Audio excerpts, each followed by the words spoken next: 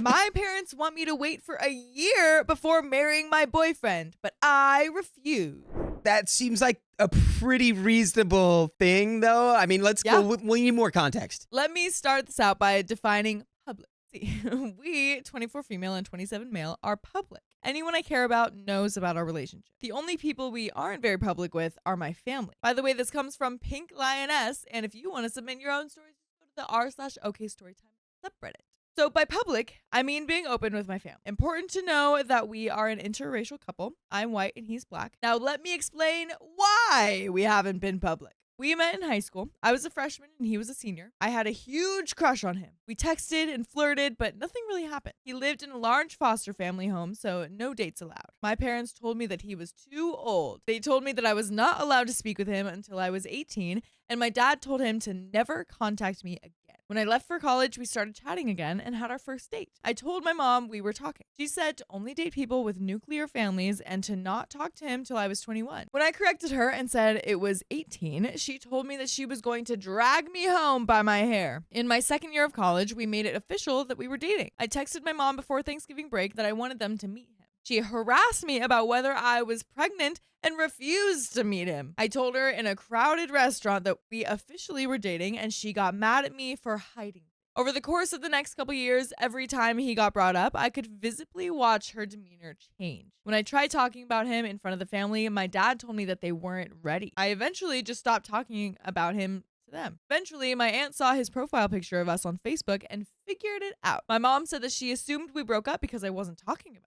Now, I'm moving. He is coming with me, and we want to get married after 5 years together. We both have our masters, and I'm starting on my PhD. My dad told me that my fiance and I haven't done good at being open about our relationship. When I mentioned how my mom threatened me, his only response was, I didn't say there weren't reasons. He suggested that I give them a year of an open relationship in order to let the bad guys act like bad guys. I tried, and they resisted. I stopped. I want my best friend with me when I take this huge step in life. My mom and her family's position on interracial relationships and race are quite clear-cut and explicit. I'm not exposing him to that, and I don't want to experience it.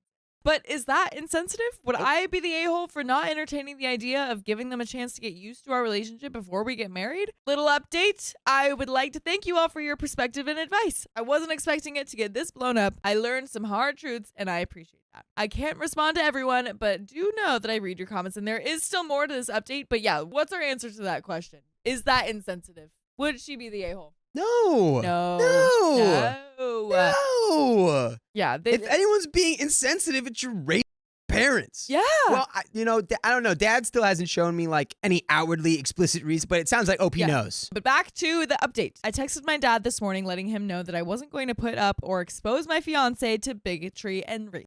I told him that I wanted a healthy relationship with them, but this wasn't how it's going to happen. I'm currently looking into getting teletherapy to help me sort through some deep-rooted issues. I would like to end things on a happy note. My fiance and I are getting very excited for our move. We are going somewhere cold and snowy, which we love. Our cat son and dog daughter are coming. We hope that they will also like the change in the climate despite the 12-hour drive that they are currently and blissfully unaware of. Again, thank you all for your perspective. I will likely have an update in the future, and there are some comments. Comment number 1 says, not the a-hole, your family is a racist. Full stop. There is no need to give your parents a year of your relationship being public. They will likely use this year to come between you and your fiance. They will continue to be racist and negative throughout the wedding planning process and your marriage.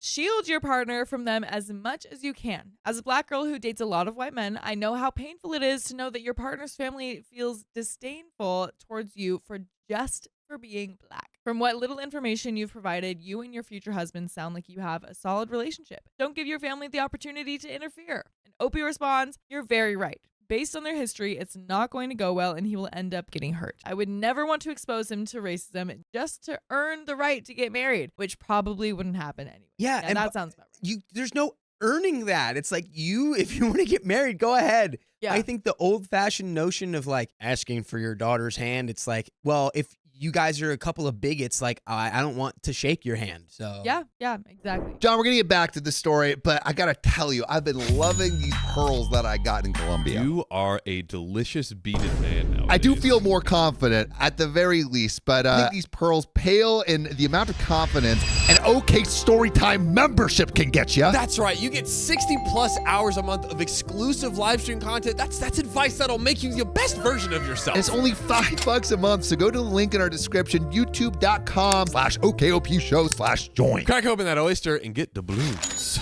But let's get back to the story. There was another comment that said basically the same thing, and Opie responded, "Hit me like some bricks right there. You're absolutely right. I've been silent through their racist attitudes, and that's no good for anybody or our relationship."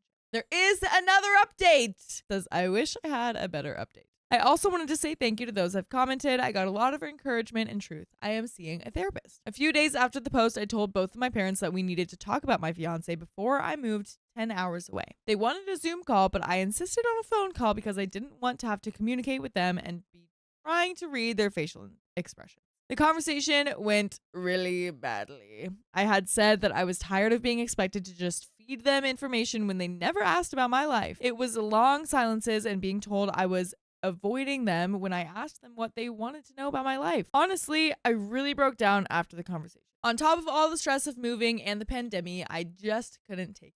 My parents were still refusing to acknowledge anything we had talked about. My fiance was as supportive as you can ask a partner to be during all this, but I was just really struggling. My sleeping schedule completely reversed, in which I was up all night having anxiety attacks and sleeping during the day. At my lowest, I was sitting in my car eating breakfast and straight up sobbing. I finally called my dad that morning, where he apologized and promised to do better. We had a really constructive conversation.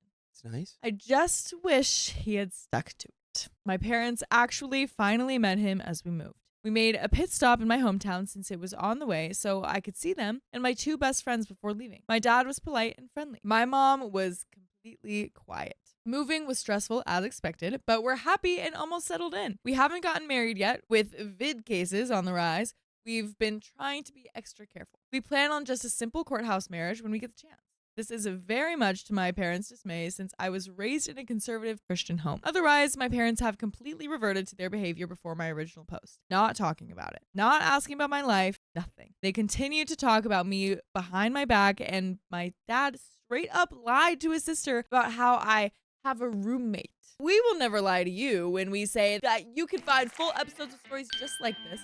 Right. Go to Spotify, Apple Podcasts, or your favorite podcast app. Search OK Storytime. We'll be there. That's right. We will be there. We can be the roommate in your ears. I'm focusing on my family. I have someone in my life who is genuinely proud of me and interested in my life and happiness. I have a dog and cat and now a kitten that I love with my whole entire heart.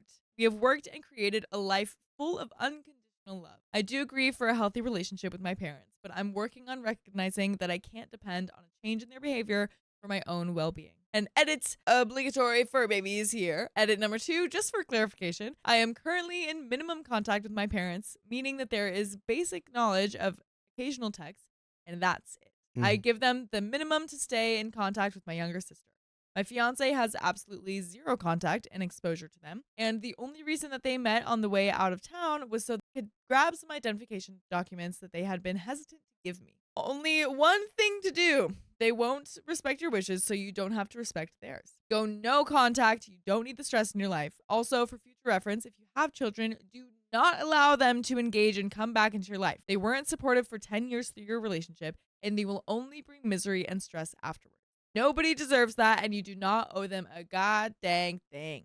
OP responds, I'm not in no contact yet. My mom basically just texts me good morning occasionally, still doesn't care about anything, doesn't even ask how school is going for me. I give them the minimum so that I can stay in contact with my younger sister. She still lives with them. I definitely don't plan on letting them have contact with any potential future kids. When I think about exposing them to the things I experienced growing up, and now even as an adult, it infuriates me.